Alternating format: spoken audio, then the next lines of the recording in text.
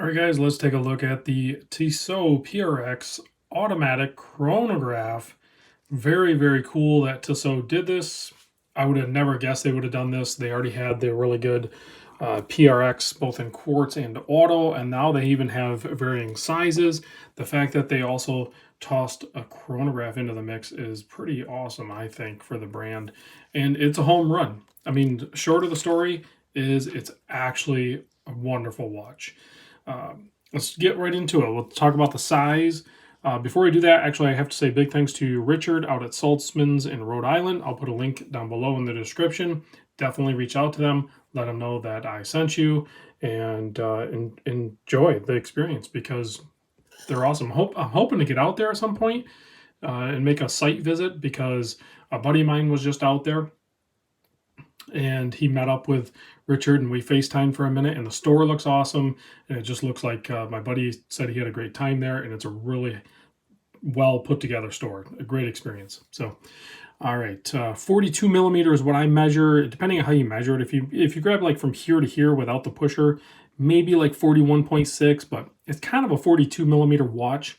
And the lug to lug, again, if we remove the end links from the bracelet, because it is removable, the case is actually only like 46, just over 46 and a half.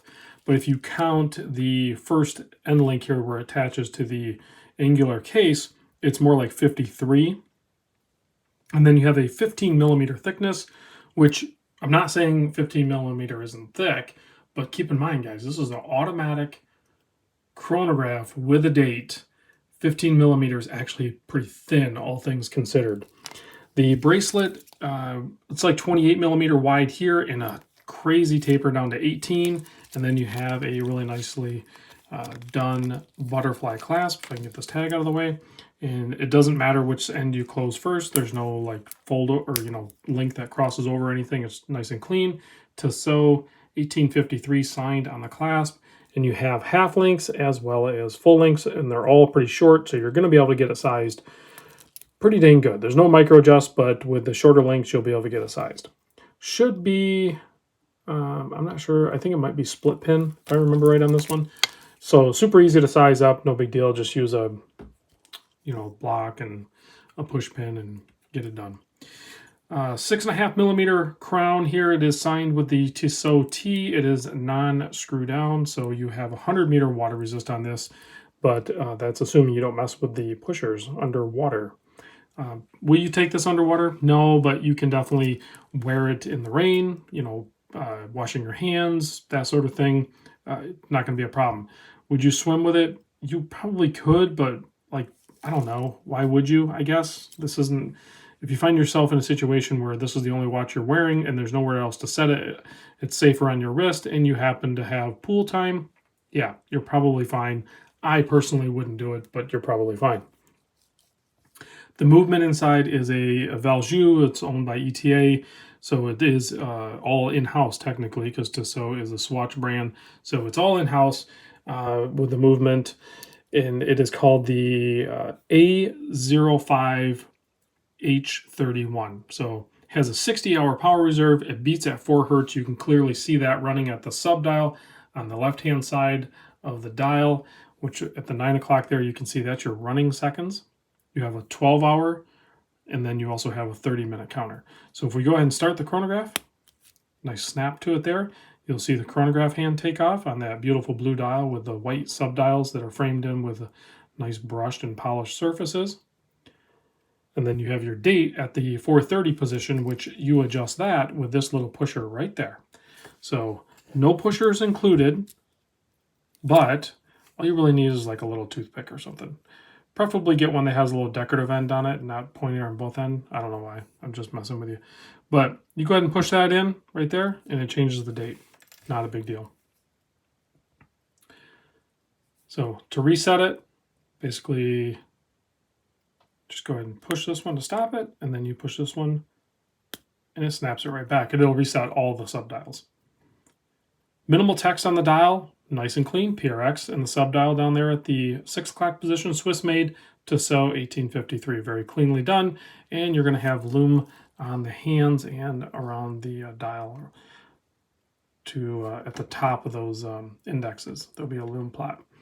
So we do have a display case back as well, showing the special Tissot rotor, slightly decorated movement.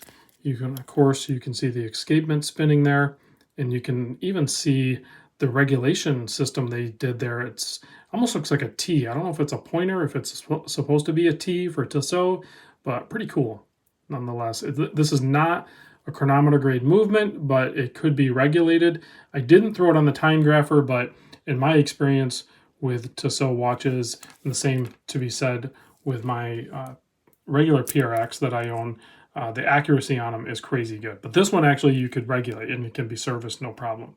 It is a pretty, I don't want to say standard movement, but it's a familiar movement to most watchmakers.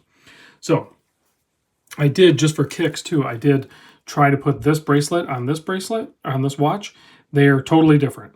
So they will not swap over. The chronograph one is thicker. The bracelet is thicker, which is good because you have a heavier watch, a bigger, heavier watch. So you're going to want a bigger, heavier bracelet. So they did do that proper.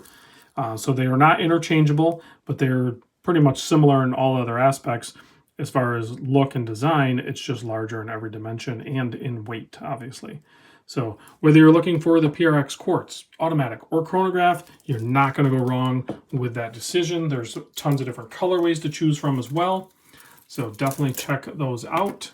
Let's pop this on my 7 1/4 inch wrist. I did not size the bracelet. This is a brand new watch. Richard said I could take the case back sticker off, essentially was all. But on my 7 1/4, you can see I would have to probably just take out like a link out of each side. And it would probably get me close, because you kind of want to wear these a little bit loose without the micro adjust, so that way when you swell and stuff, they'll just work good. But beautiful blue dial on this. Like I said, there's some gold accented ones that would be really cool too, to really push the watch towards the dressier side of things.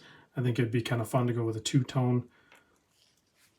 But yeah, if you guys have any questions, let me know. Here's the hang tag, retail price $1,750. That's between you and Saltzman's if you want to try to negotiate some sort of deal. I don't know if there's anyone right off the top of my head, but I'm sure if you get a hold of them and tell them I sent you, maybe you can probably figure something out. There's the part number, T137.427.11.041.00. Yeah, otherwise known as the PRX automatic chronograph. Let's kill the lights, check the lume. It's not going to be amazing, but it does have lume. And yeah. It's pretty subtle, guys. It's not bright, but it's consistent because it's about the same as what my PRX is. So low light, a little more difficult to read, but I don't know. Do you really need to know the time in the dark? I'm usually good with it on these style watches. It's not a dive watch. I'll see you guys in the next video.